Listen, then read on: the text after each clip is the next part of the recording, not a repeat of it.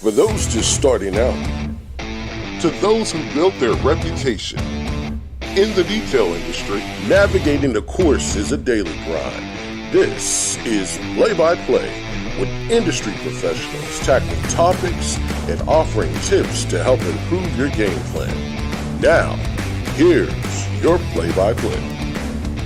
What up? It is Play-by-Play on Friday. Happy Friday. Hell yeah, man. That's what I'm talking about. How you doing today, Dustin? Doing fantastic. A little wore down, but you know what? The show must go on. That's right. We got the infamous Mike Phillips on with 3D products. Now, I know you want to say Auto Geek, but it's not Auto Geek. No, I know. And I definitely am excited to kind of talk to him about the transition he's made. Yeah. Certainly looking forward to this conversation. Absolutely, man. And, you know, just a wealth of knowledge in our industry. I mean, years and years of content that he's created, and he's just provided so much for our industry. And what an awesome guy to have on to kind of start to wrap up our product series. Exactly. I mean, we're going out with a bang. I think we got a week or two left.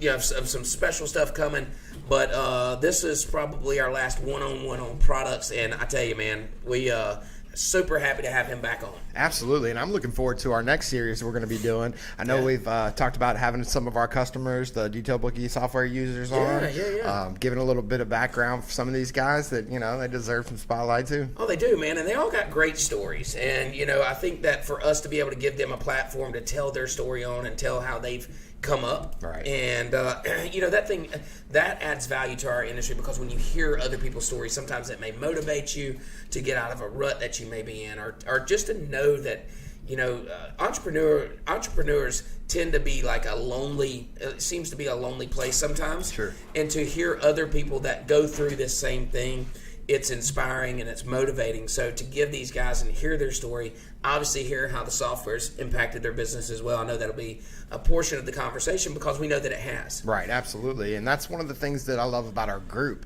Yeah. You know, we've got, so with the Detail Bookie software, whenever you became, you know, a paid customer, we put you in a group. We'll also throw our free trials in there too. But it's made up of, you know, I'm talking about guys that are just turned 18 years old on the business, you know, to some guys that have spent 20, 30 years in the business. Oh, man, it's made up of just a plethora of good people. Right. And, you know, one thing that I brought this up in my live on Wednesday in that group was how proud I was.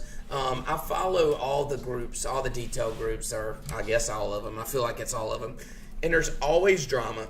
The moderators are always like trying to figure out how to cut down on the drama or how to fix this monster they've created. And I've never been more proud of something that we've created than I am of this MVP group, because we have a group of professionals that are willing to help each other out genuinely, answer questions about the software, answer questions about detail, answer questions about life, business. Everything. Yep. Everything. And so it's amazing to see the positive going out. And, you know, I'm a positive person. I don't like conflict. I don't like to argue.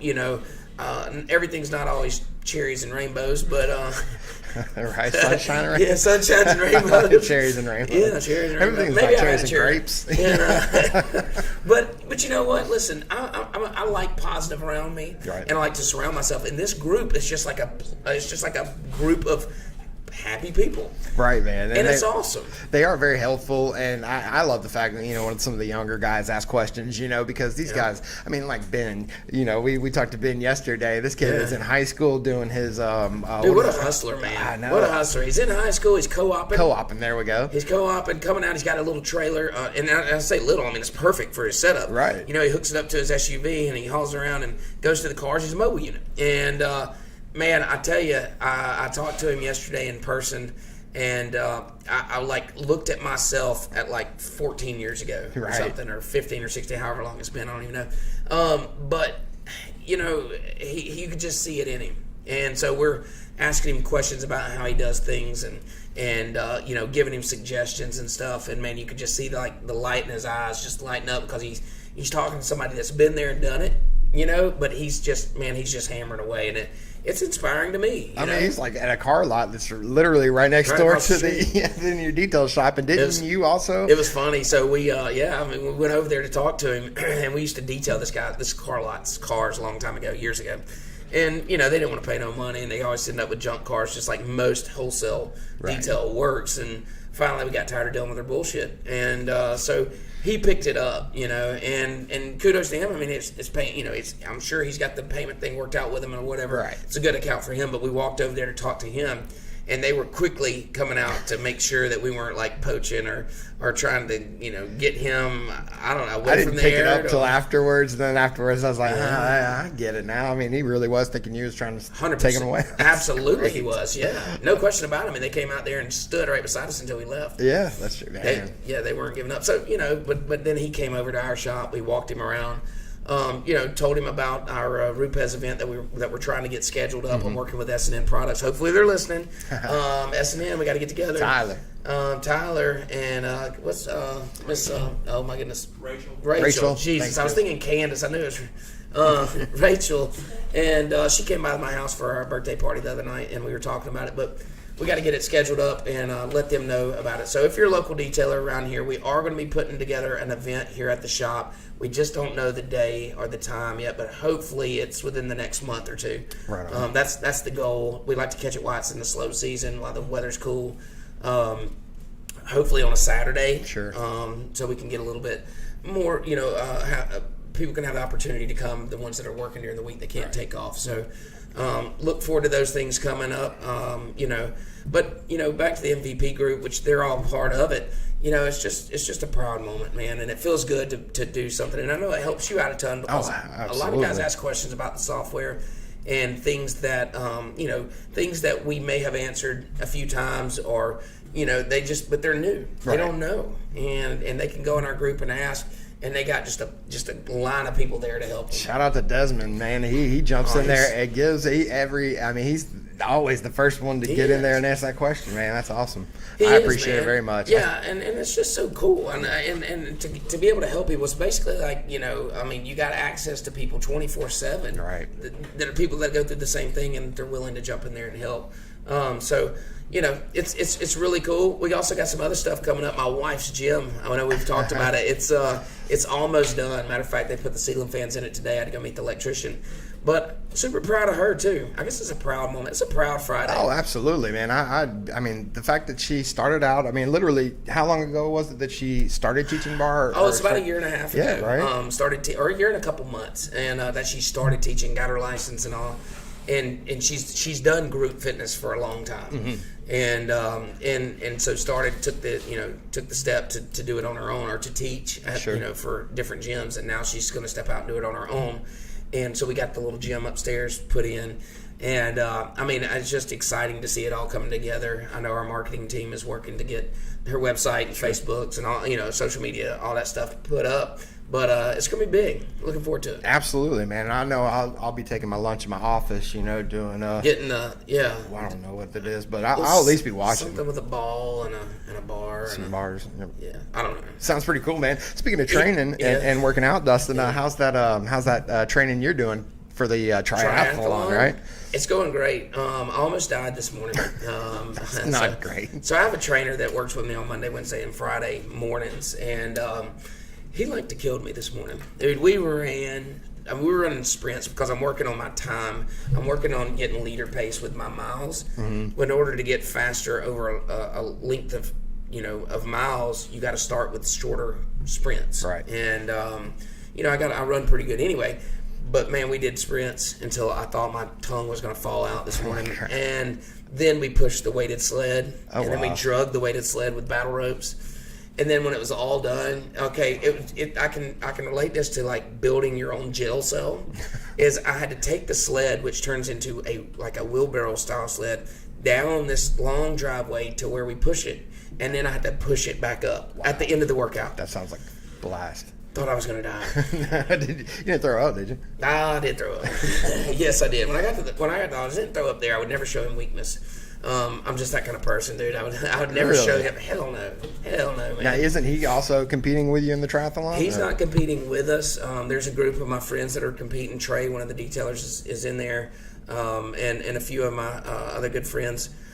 He's not. He's just watching over my times and stuff, and we're working through goals to get to where I want to be. Because when I first committed to it, I really wasn't intending on like trying to go win the thing. Right. And that quickly changed. Now you are? Yeah, I was like, man, finishing's great, but winning's even better. Right. And if you put half as much energy into that as you do running your businesses, there's no telling. I imagine you'll be wearing that gold. Oh, you can believe it. I'll die trying. I'll die trying. No, man, it's exciting, but it's a commitment. And I was listening to this thing.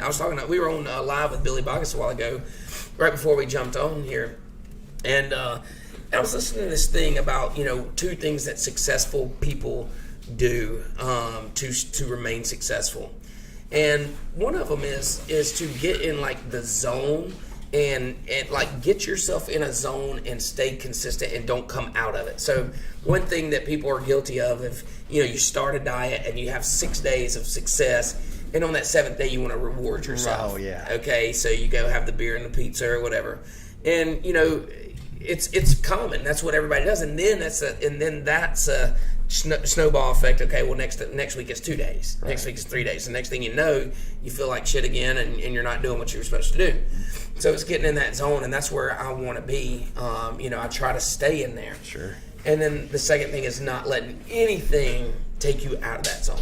That's going to be difficult because you got life going on in the background. Dude, right? Yeah, it is life. Big life. Yeah, you got kids and you got family and you got business, multiple businesses, and it's just like anybody else. You got a lot of shit going on.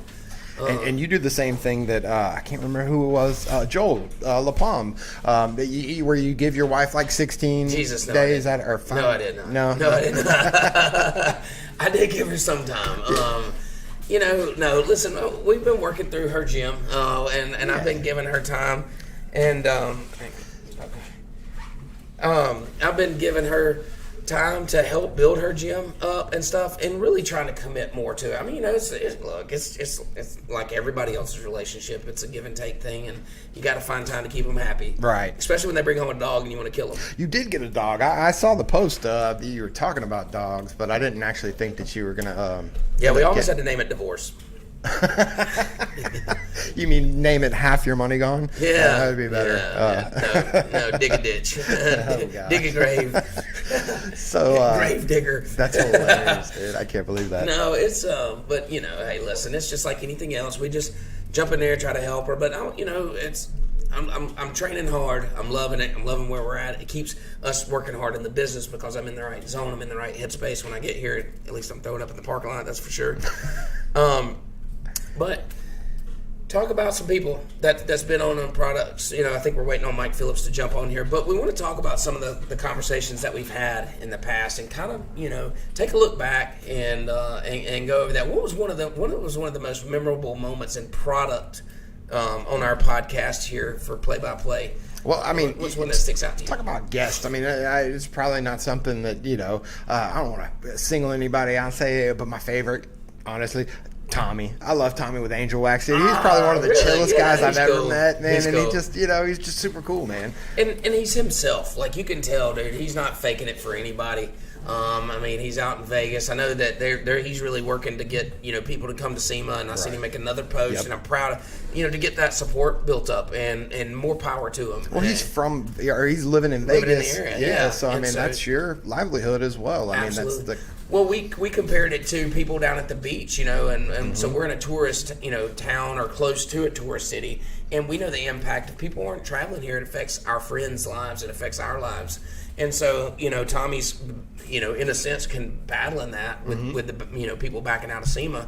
But I think that's going to kind of, I think they'll have as much success as they want down there, and I look forward to that. I hope that they do. Right, absolutely. I was thinking my second favorite. I don't even want to do this now. Billy Boggess, man. You mentioned Billy earlier from American Detail Garage. Yeah. He's got some, he's got some awesome products, and he's one of those people that you're not going to find another Billy Boggess out there. Dude is as original as they come. Yeah. Super cool, super motivated. I know that's his. Highly motivated. Highly motivated. Fun to talk to, man. And listen, we try to get on the phone once a week or twice a week, and dude, but I have to commit time. Like if I call him, I better have an hour.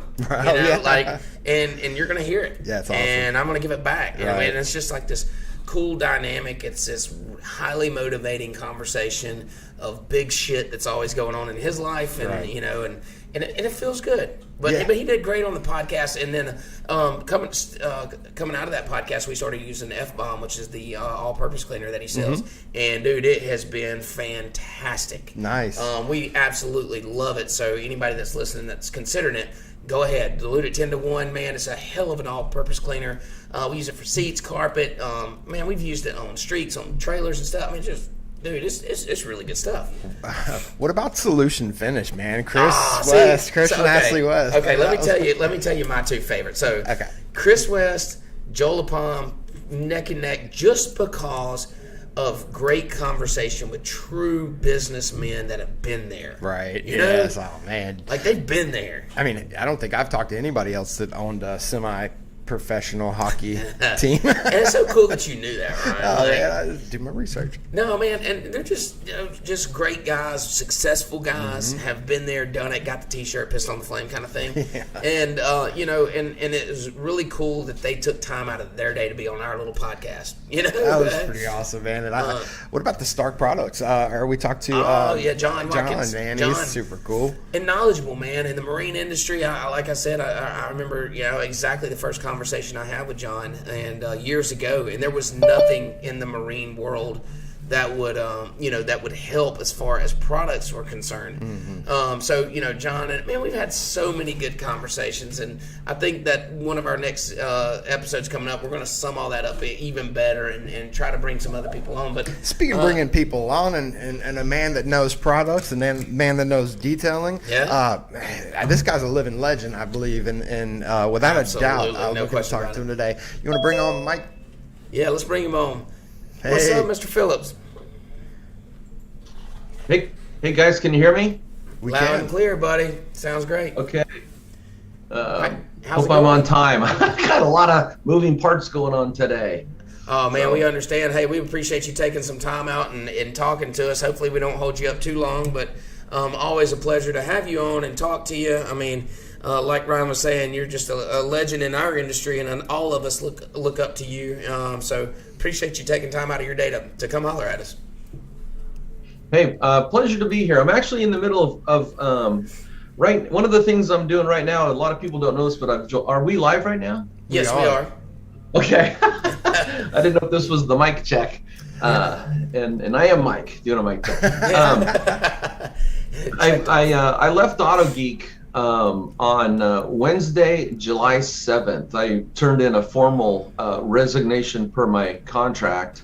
And 2 weeks later, I was, moving on to other things. And now I'm working for 3D Products. And I got to tell you, I really love working with a manufacturer.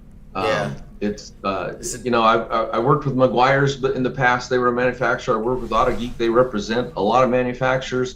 But working one-on-one with a manufacturer is really where it's at. When I left Auto Geek, I knew it was either going to be a manufacturer, which is, you got to add the on there. Right. I hate writing it, and I hate saying manufacturer. But for a tool company, someone that made their own tools, for example, LC Power Tools, they make their own tools. I didn't want to work with someone that bought a tool and branded it. So, but one of the things is I found that a lot of times when I detail cars on the side, because I've always detailed cars professionally, just because I was the writer for Meguiar's at one time or one of their trainers, I never stopped detailing cars on the side because I love detailing cars. Sure. Like I like showing people how to detail cars. And so to work with what I found out when I was working at Auto Geek for like the last couple of years is anytime I was detailing cars for my customers, I was always grabbing 3D products. Yeah. Okay, so Auto Geek carried everything, but I always liked the way they perform. They're consistent.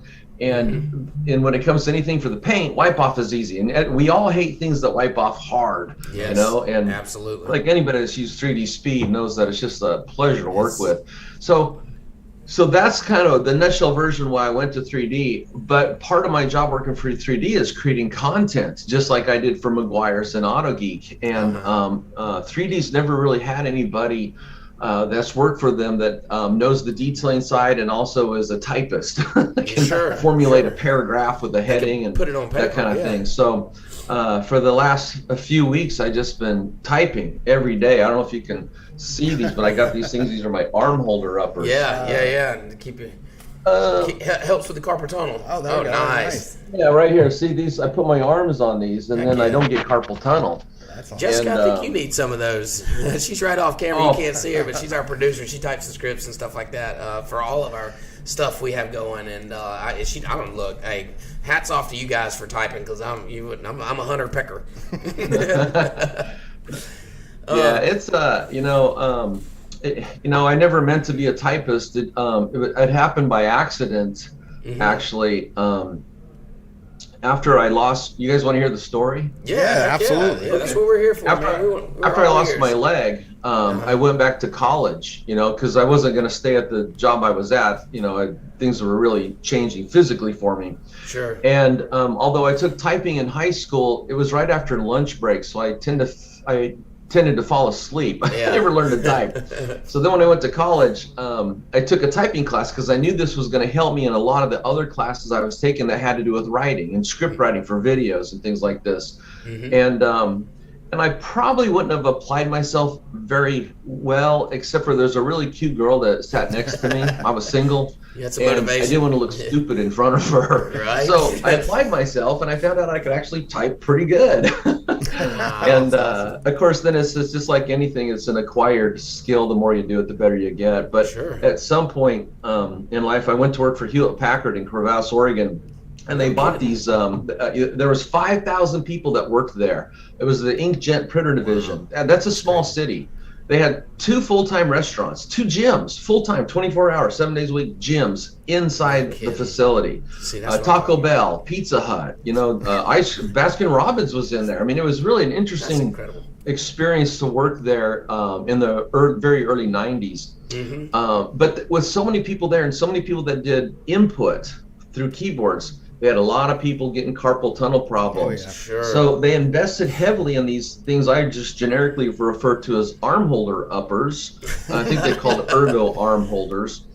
And they put them in all the workstations. And what I found out is most of my coworkers around me, because there's a lot of shift changes, they never wanted to get used to them, so they would take them off. And so I would come back in for my shift and put them on. And then at some point, they would even throw them away. And I'm just like, what the hell? Come on. Anyway, one of the techs said that someone had thrown a set away and they were in the recycle bin. And the recycle bins are like as big as a cargo container at a facility like this. So he gave them to me, and I have them to this day. And these are another set I bought for my home office. So I have a set at my 3D work office. And but I tell you, it's saved me from getting carpal tunnel. And I wouldn't want to type without them. No, and you get used to something like that, and like you said, you just that's just normal workflow, and to operate without it's almost impossible. It sure don't feel right. That's right. Speaking to some of the younger guys out there too, they might not understand that we come from a time when typing class, this is before the internet. So I mean, unless you're planning on being a secretary, you know what I mean? Yeah. I didn't do very well in typing class. I was too busy making fun of the people that were taking typing class. Sure. Well, but look how important it is now. And so I have a question, Mike. When you're writing your scripts for your videos, like creating content, how do you always keep it fresh? I mean, you've been doing this so long, and I know that we do a weekly show here for my detail shop, and it's called Shop Talk. And and every week we plan it out and write the scripts and all, and but how do you? I mean, you've been doing this for so long, man, and done so much stuff. How do you keep it fresh? Well, in this particular instance, what I'm working on today is I'm actually writing content about 3D's AAT and ACA. So that's their abrasive technology, adaptive abrasive technology, and alpha ceramic abrasives, 2 different types. And I could really, on their website, really find no information that said, here's what this is, here's how this works. So last Monday, I had about a 6-hour meeting with Tunch, the head chemist, where I just took I'm a voracious notator, just took notes. Yeah. And he did a brain dump on me, and he let me know what components that he shared I could make public and what parts had to stay confidential. But that's one way I'm able to get fresh content is, going to the source, and but I would say probably the thing that really helps me to create any content I create is doing the thing that you're writing about. Yeah. And in the computer age, the internet age, I mean, we've all heard the term keyboard commandos. And even this morning, I was reading some comments on a YouTube channel, and just people making snide remarks, sniping, and it's not even necessary. But I think there's a lot of validity to someone that does the thing that they talk about, whether it's on a video, in an article, on a podcast, versus someone that is more of a desk jockey that doesn't do the thing they talk about, but then try to present themselves as an authority. So I like to detail cars, and it's by detailing cars that you're able to keep your writing fresh, but also technology is being introduced at such a fast rate, continually. I mean, just all the time. Today, I was probably checking out 5 different new products on the market just to find out what the heck they were. Right. And at some point, if it's something that kind of fits what you do and you're part of the industry, say detailing cars, and you're interested, you get it and you use it. Well, now you have a real world opinion. Yeah. Right. And if you're new at this, you mix whatever you know with your opinion, and you can share it. And if you've been doing this a long time like me, you're able to take your opinion and mix it with your experience, and then formulate, your content like that. And that's it's not fun getting any older, but one of the things that I think works to my benefit is I have a lot of experience just in every aspect. Someone the other day asked me what one of the weirdest things I've ever done was, and there was a PBE warehouse in Portland, Oregon, when I was a McGuire's rep, and he had a skylight installed on his roof, and in the process of installing it, the workers scratched the plastic. And now when you look up from the kitchen and saw this, you'd see this beautiful skylight, but all these scratches. So he asked me, can you polish that out? And I says, well, yeah, no problem. Wow. I mean, there was a problem. It was on a 2-story house with a steep pitch roof, and at the time I'm missing my leg. But at the time I didn't really. I think I was still young enough. I didn't have any fear, or I was really stupid. So I said, sure. And I went up on the ladder, hauled up my Makita buffer, and probably some wires, the old school M1 before they did the formula change, and some M3, buffed it all out, got off the ladder. But that's an experience probably a lot of people don't have. Crawling on the roof and buffing out a skylight. So. But it's the willingness to go. That's the long answer of how I get content. Yeah, no, and that's exactly right. I think that there's so much respect gained by someone that's doing the thing that they're talking about. I know that when I've spoken at a couple of training events as far as business is concerned, I've owned a lot of businesses and still own a lot of businesses. And people, it's easy to get validity. It's easy to talk about something that we do every day and that we do a lot of. And so and there's clout there. They can trust and believe it. And we're not just saying you do these 5 steps and you'll be a millionaire. This is like, hey, here are the things that work for me. This is what we do day in and day out. These are this is my process that we do day in and day out. These are things that we follow, and there's validity to it. And I can kind of speak to the other side of that, because in this industry, I'm not a professional detailer. I've never tried to really present myself as one, but now I am kind of making those steps to kind of get those skills. But I've never tried to act like that was that I was this thing that I was not. Sure. I can certainly speak to the issues that they have, because I talk to so many detailers every day. Been doing this for a while, and just your shop being right out the door, so I've got enough knowledge to be able to speak towards what I know. That's right. But I'd never try to act like I don't, like this is my thing. And so you want to go heads up with Mike Phillips on detailing a car? Is that what you're saying? I'd love to take a class from Mike Phillips anytime. Speaking of training classes, Mike, you got any trainings coming up, or you got anything going on in that realm? I do, and thank you for asking me. Yesterday, Yancey and I and Tunch, which is the owner of 3D and also the head chemist, we were at the American Muscle Car Museum in Melbourne, Florida. How cool! I've worked. Have you ever heard of this place or anything? Yes, yeah, absolutely. Oh gosh, it's amazing. Yeah, I've been there a lot, and every time I go there, it's like a new experience. And everybody's just floored, and you see the level of quality of the cars that are on display is just blows you away. And I'm real good friends with Ed Diedick. He's the head curator there. He attended my 3-day class. Him and his assistant there, Jerry. And then I've taught a few classes there at the facility, so I've got to know Mark Pylock really well. Wow. And we're getting ready to shoot a series of videos that will showcase all the different cars and the stories behind the different marquees, plus throw in detailing tips and techniques. So we're literally looking for that. But that's one aspect of the classes I'll be teaching that'll be online. The other area is, again, for Mobile Tech Expo this year, I have 8 classes I'm teaching. Wow, and that's awesome. Yeah, so it's pretty exciting because in the past, whenever I've taught these classes, at some point you have to show products, and there's some products that are going to be shared in these classes that are all brand new technology. It'll be the first time anybody's ever seen them, so it'll be kind of fun there. And I really enjoy teaching at Mobile Tech Expo. It's the only real trade show for the detailing industry. The people at MTE are always so nice, as far as to me, it's setting up the classrooms and things like that. So I love that. And then also teaching classes for 3D. 3D's always had an automotive detailing class that they teach at their different locations, and they're in 57 countries worldwide. Wow. So I mean, they have mass distribution, lots of representation. But I'm going to be revamping their car detailing classes. So paint correction, ceramic coatings, and waxes, but everything from engine detailing, headlight correction, glass polishing, everything. Man, that's then I'm also going to be teaching a dedicated boat detailing class and a dedicated wet sanding class. And one of the things that I try to make really unique about my classes is, first, there's no chairs. There simply are no chairs. If you want to sit in a chair, take someone else's class, because there's no time to sit in my class. We're going to cover way too much content, way too many products, too many tools. So so that makes them unique. The other thing is for the car detailing classes, I always bring in really cool cars for the guys to work on.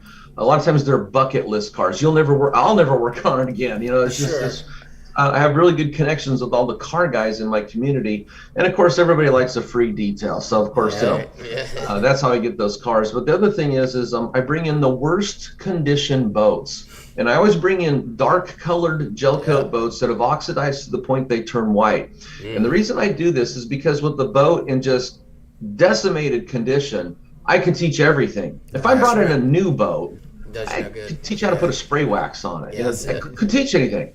So the class is set up so I can teach you everything, and then the thing that you kind of learn in the class is that when you leave there, now you can diagnose the boat, see where the condition is at, and then pick and choose the things you're going to need to bring it back to factory new condition. And you might not have to do the heavy things like the machine sanding with 500 grit or 1000 grit sanding discs. So that's my boat class. And then one of the things I've done for about the last 5 or 6 years is when I teach wet sanding is I got rid of all the demo hoods and demo fenders. And so I bring in the real deal. Real thing. And I've had 1965 GTO, I've had a 67 GTO, I've had a couple of Suburban Street Rods, a Thunderbird, but I bring in the kind of cars that really get repainted. You see, you guys know this, but a lot of people in the industry, or at least in the public, what they don't know is when they hear that term wet sanding, that's 95% of all wet sanding is done in a collision body shop. So someone wrecks their Honda, they get the fender replaced and repainted, and now the technician's going to sand the fender lightly to get the orange peel or the runs and sags out and make it match the surrounding paint. It's not even the whole car. And so when you talk about the show car side of wet sanding, that would be custom cars. And look, I own a Honda. I love Hondas, but so I'm going to use this kind of in jest. But you really don't find people restoring 2014 Honda 4-door Accords and then putting custom paint jobs on them. So what do people work on? It's the stuff like you see at the American Muscle Car Museum, a 67 Camaro, a 63 Porsche. And after these things are meticulously restored, at some point they go into the paint booth, and when they come out, that's when you learn the art of wet sanding. That's when these cars are sanded. So that's this concept people need. People who are wet sanding, that's the type of car that gets a full wet sand cut and buff. That's right. And so those are the kind of cars I bring in, because here's the deal. There's nothing wrong with learning on a hood, but usually, your hood's like this big panel on a fender stand, and the guy sands right in the middle, nice, easy place to sand and buff, and you don't learn anything, okay? When you work on a car, now you've got all the edges, you got a fresh air grill, you got trim, you got an antenna, you got door handles, you got emblems, you got raised body lines. I mean, everything starts to sink in. This is not an easy job, okay? If you sand on the middle of a hood, that's easy. And you're going to leave that class thinking, I can wet sand a car, and that's not the deal.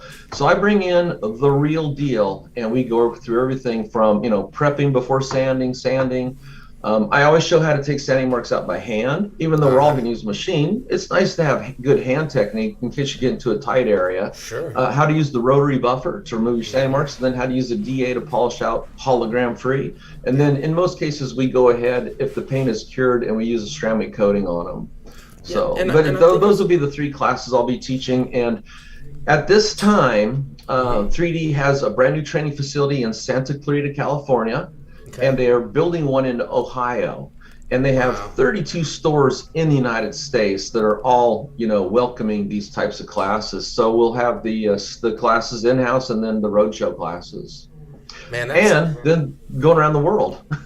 Yeah, sorry, that's incredible. I can't believe all the countries you service. I think one thing when you talk about wet sanding and how important it is to know when to sand and when not to sand. And I think there's so many people caught up on this mirror finish on these newer vehicles or ceramic coating, and they're really doing those customers and this is my opinion, that a disservice when we're sanding on this new paint that's very thin already, and we're really shouldn't be doing that. But when we talk about these repaints, these custom cars that have been painted and they're thick enough to sand on, that's the important part that people need to understand. Yeah, years and years ago, I wrote an article. I think it was back in 2009. It was called, I think it's called The Difference Between Factory Paint and Custom Paint. Okay. And you can Google that and add my name, Mike Phillips, and that article will pull up. And what it does is it shows, I think it shows a picture of a classic Mustang and a brand new Mustang, and then it explains the factory clear coat on a modern car is usually around 2 mils. That's thinner than a Post-it note. Yeah. And then custom paint, because the painter painting the car knows it's going to get sanded, puts more paint on, sprays more on. Yep. And you're right. If you go up into the problem with wet sanding is all about education. Guys that seek out information like you're providing here today, they're getting educated, and they're probably looking at other sources too. And of course, you're always going to have the guys that just say, "Give me the buffer." Yeah. Give me buffer. Yeah. I'm going to go and buff out cars. And when you get these people that aren't educated, they don't understand how thin the factory paint is, and then they sand it. If they're lucky enough to actually sand it and not blow through the clear coat, either through sanding or compounding or polishing, because all 3 of those remove paint, not just the sanding or the compounding step. That's right. They got lucky, in my opinion. But they've left that clear coat so dangerously thin that if that car is a daily driver parked outside, so it's exposed to the sun, exposed to rain, moisture breaks things down, then that clear coat is going to fail prematurely. No question about it. No question about it. And I'm glad that you said that, because I know that's a message that needs to get out, and education is key on that. So 3D products, you're with them. What would you say? I mean, I know that they probably have hundreds of products, but what would you say one of the products that 3D has that just stands out above the rest, or that if you could say, hey man, you need to try this one thing, is there a product that really stands out to you? My favorite product is called Speed. It's an AIO that uses Montan wax. I had to do some research about Montan wax when I first discovered this, because I'm thinking, well, why isn't something that sounds old school? What a lot of people don't understand is how Montan wax is made and how resistant it is to chemical degradation. That's why Tunch chose it over carnauba or paraffin or beeswax or anything else. And of course, Tunch is a high caliber chemist. He doesn't just take the raw material, he modifies it. So it's really complex formula. But here's what Speed is, and this kind of ties back to the classes I teach, and the classes I teach at places like Mobile Tech Expo. I teach show car detailing, which would be multiple steps to get that show car finished, but I always teach production detailing. Yep. And every detailer should have, however they want to term it, I always call it production detailing, but you can call it daily driver detailing, but it's where you use an AIO, an all-in-one, a cleaner wax. And you're not being paid to perfect the paint, you're paid to make it shiny. So you want something that'll remove the swirls and scratches, polish it to high glass, and leave it protected in one step. And anybody that's used Speed will tell you that they're blown away by it, because it has such great defect removal.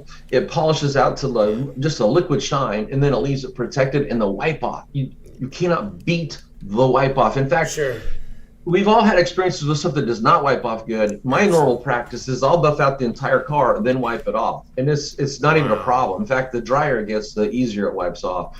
But if anybody that ever watches it in the future and is curious about 3D, a good entry point product to test out to get an opinion of the company, the chemistry, would be 3D speed. 3D speed. Well, that's and let me tell you. So one thing that really changed my shop a few years ago was establishing a good one-step polish and seal, and it's just been a life changer as far as our shop's concerned in our production side, where we're really cranking out the daily drivers. Now we include that in our quote-unquote full detail, and the customers' reactions are always like, "Oh my gosh!" It's just like it just pops the car back to life, pops the paint back to life. And it's a good feeling. That's the feeling that we wanted. And used to we'd have to make 2 or 3 steps before we found a product that worked great for us.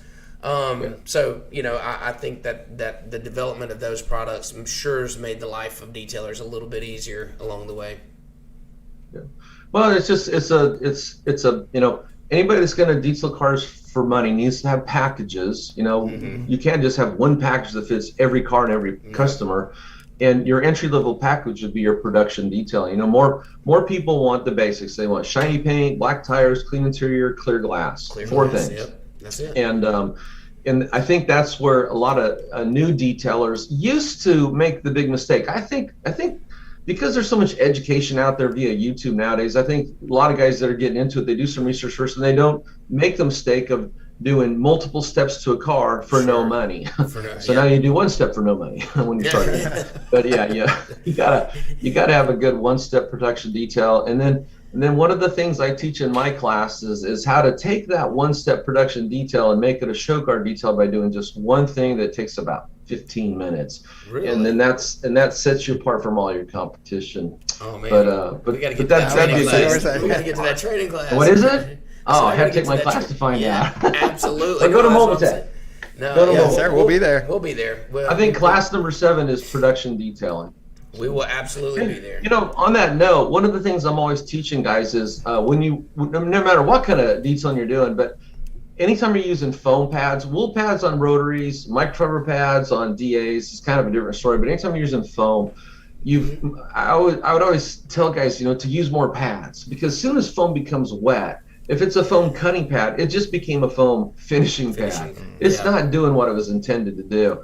And I see so many young guys that start out, and of course they have a limited budget, so they buy 2 or 3 pads, and they try to buff an entire car with these pads. And after you do a panel, that pad it's wet, it's saturated, it's soggy, it's no longer doing anything. So now any other panel you try to tackle with that pad is going to take you longer, you'll be less effective. That's 2 things, And if you just were able to switch to a clean, dry pad, you'd be back up to maximum performance. You'd get more defects out faster. Sure. And so that's just something that, some guys got to learn the hard way. But when it comes to production detailing, especially whenever you're using a one-step product, if anybody watching this doesn't know, it's really not put 3 pea-sized drops on the face of a pad. You need a film of product on the surface, at a minimum 5 or 6 nickel-sized drops. I put 4 quarter-sized drops. The point is you want some product on the surface, because obviously if you're doing a one-step, you're working on neglected paint, so you need the combination of abrasives and the formula, which is the liquids that create the suspended powders. But you need some product on the surface to work for you. You can't just let the pad do it all. I just get so tired of seeing all these people out there saying, put 3 pea-sized drops on the pad. I'm like, what? That's not even enough to prime the pad. No. So learn to find a balance. Not too much that you're hyper lubricating the surface, not too little that you're not doing anything. And quit listening to all these guys that talk about 3 pea-sized drops. I have no idea what they're talking about. That's hilarious. You're exactly right. You're exactly right. Keep fresh pads around the vehicle. We stress that here at our shop, keeping a fresh pad on so you're getting that consistent finish all the way around. Those pads do. When as soon as they get wet, they just stop performing. They really do, or they stop performing at the level that they were performing when you started. So you're leaving inconsistencies, or you're having to run longer per panel the further you go. And so the more you can change that fresh pad out. I mean, we have someone that comes in and washes all of our pads and fills the chemicals in the evening. So I don't care how many pads you use. Keep a fresh pad. And we're laying down great work with it. One other thing I wanted to talk to you about, Mike, and then we'll probably let you slide out of here. But you have your own forum now, right? You have your own detailing forum, or I did. I actually had my first forum, I think, back in the year 2000. It was called theartofpolishingpaint.com. Okay. And then I switched it over to showcargarage.com, which is still in existence today, but it's not active. But I've had that for like 23 years. Wow. But that's really old technology. And when I left AutoGeek, I have over 1,000 articles. Yes. That's unbelievable. I have, I think, 700 how-to articles and 300 reviews, but my reviews are how-to articles. I've never claimed to be a good reviewer. I don't even want the job. Right. I think I'm really good at telling somebody with the text or video how to use something, how to do a process. And so whenever I was asked to write reviews, it would be here's at some point there'd be a review, but most of it would be here's what the product is, here's what it does, here's how you use it. So you can go over there, and the way it's kind of divided up, you can say, well, you only got 700 articles, but I got 300 reviews, and they're also how-to articles. And they own all that content. They can do whatever they want to with it. I know all the article topics, and I have all the information up here, so I can rewrite. I can plagiarize myself easily. Sure, absolutely. But what I wanted to do is I never wanted to be in a position where I didn't own my own content. So I have my own forum. I don't actively promote it. I mostly put it up for my work and any fresh articles I write. Most of the content I write will go to 3D. They'll own it, but I'll have my own stuff, and especially my own detailing work. Since in my life I met so many people that say that my name is now a brand in the industry. So to make it easy for people to find, I just called it themikephillipsforum.com. Sure. And I literally thought that you owned AutoGeek or you had some stake. I kind of thought that the logo was, is that not a representation of you a little bit? No, you're close. It looks a lot like Bruno Massel. Okay, if you watch Garage Squad, you look at his hair and his nose, his profile, it actually looks strikingly like Bruno Massel, just vaguely like me. Sure. I'll tell you, if I owned AutoGeek, for the last few years, I would have my feet up with a little umbrella in my green on the beach. We'd be on an island no, somewhere. I didn't own AutoGeek. I was just a blue collar working class dog. Sure. Big shout out to the guy that owns 3D to get you on that team. I mean, I think he is well aware of what an asset he brought on. So well, on my forum, I actually wrote an article that explained why I left AutoGeek. It's very professional, very nice. And it has all the ways to contact me at the bottom of the article. But I think one of the things I did is I shared in there was, after 11 years at AutoGeek, and that was a good run. I really enjoyed my work there. But I wanted to do something different. And a couple of things is I made a short list of the companies I'd like to work for. And they were primarily manufacturers or tool companies. And then again, every time I went out to the garage, if I had to buff something out, I'm thinking, well, I'm using 3D1. That's their consumer compound. Sure. And it's just as easy to use as Speed. And when they first launched it, of course, I used it and wrote a review on a 67 Bullet Mustang, and I was going, wow, this is some nice stuff. No dusting, forever buffing cycle, great defect removal. I mean, it's just amazing stuff. But again, every time I went out to work on a customer's cars, I had a choice of everything to use. I mean, I'm grabbing 3D1 or 3D Speed. I'm using their coating, and I knew that Tunch was the head chemist, and that appealed to me. Now, since going to work for him, I've flown out to California and saw how he makes his products. I'll have a complete article on that, what we can share. Yeah. And Yancey took video footage, and he'll show what he can show. Right. But what most people don't know is there's only a handful of abrasive companies in the world, and they make what we call powders. That's the abrasive particles in a compound polish or a cleaner wax. Sure. And of these major manufacturers, Tunch knew he could never be better than anybody else if he had to buy from the same people everybody else is buying from. So he decided to make his own. And it took him 25 years to figure it all out. And the process he has takes an entire building and a shitload of power to run. And it's a complicated, long process. But it's even more deep than that. He doesn't buy raw materials and make his product from that. He buys raw materials and turns them into the raw material that he then makes the product from. That's awesome. And this is why nobody else has his abrasive technology. He is the sole owner of it. He's never going to sell it to anybody else. There's no way anybody else could ever copy him.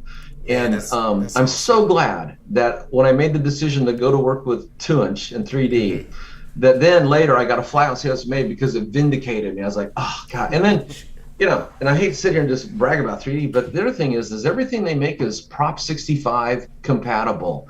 And if anybody doesn't know what that is, go look it up. It's real easy, but it means everything he makes has no carcinogen. It's so safe. I mean, California has the strictest regulations on VOCs and anything toxic or cancerous, and even environmentally wasteful.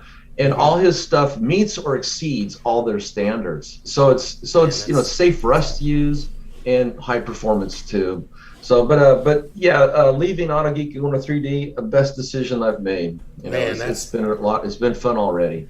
Well, you sound like you're a man on a mission, and you've got that re-energized attitude, and I think it's going to go great, man. I'm really excited for you. That's awesome. Well, and I got to tell you, a lot of things going to happen this year. A lot of things, and of course, we are planning on being at SEMA. We have the full-size SEMA booth. We know a lot of people canceled out, and Tunch just says, "I don't care if anybody else is canceling. We're going to be there unless they close it. SEMA shuts it down. We're going to be there, and the fewer people that are there, the more the people that are there, the more attention they're going to get." Right. Well, hey, and that's fantastic. I mean, these shows are important to our industry, and it sure helps. We preach to the detailers all the time to get to these shows. This is where you get hands-on. You get to meet people in our industry, and you can try things hands-on. And this is how you experience something outside of your shop. And the guys are so trapped in tunnel vision and hanging on the polisher and not looking at what's going on around them or in our industry. These trade shows are where you go to figure these things out. And for us, SEMA, we're going to be launching new products. Yeah, I will have them there to demonstrate them. I'm usually demo boy at whatever booth I've worked at for I think 19 years I've been to SEMA. Wow. So, and I enjoy engaging crowds, and I have people. It's so much fun, SEMA. I think I taught my first detailing class at McGuire's in 2002. Okay, so that's 21 years ago. It's 20 years ago, but 19 years ago. And I have people that come up to me at SEMA and say, "Oh yeah, do you remember me? I was there with the Viper Club." I'm like, let's see, head, arms, body. Yeah, I kind of remember. Yeah, that's you. There's a lot of people went through those classes, but it's a great way to connect, and a lot of people come back year after year after year. And it's a place to rekindle old relationships, meet new people, put a face to a name on the internet. Right. It is by far the best trade show for our industry. Next to that would be MTE. Different types of trade shows, obviously. Absolutely.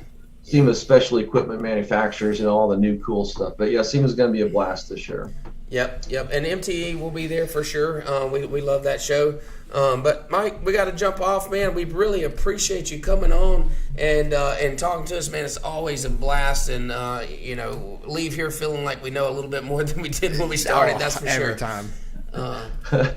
Hey, anytime, guys. Anytime. So, all right. Thank you, Mike. Thanks so much, Mike. We'll be seeing you soon. Thank you. Okay. Sounds good. Thanks, have a great weekend. Yes, congratulations, dude. Thanks.